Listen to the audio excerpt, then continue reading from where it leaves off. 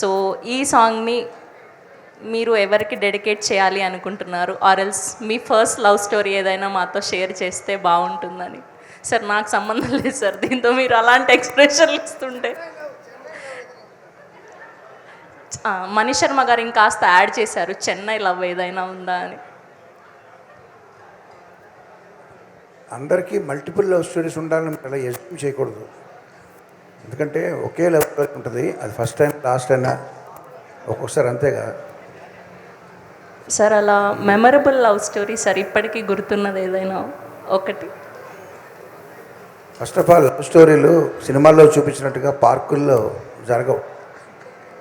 ఎప్పుడైతే పార్కుల్లో ఉండదో లవ్, అది ప్రైవసీ ఉంటుంది దానికి. ఇది కూడా పార్క్ లాంటిదే ఈ పబ్. అందుకని ఇక్కడ చెప్పను అంటారు. ఓకే, సో మీరు ఇప్పటి వరకు చాలామంది డైరెక్టర్స్తో, హీరోస్తో వర్క్ చేశారు.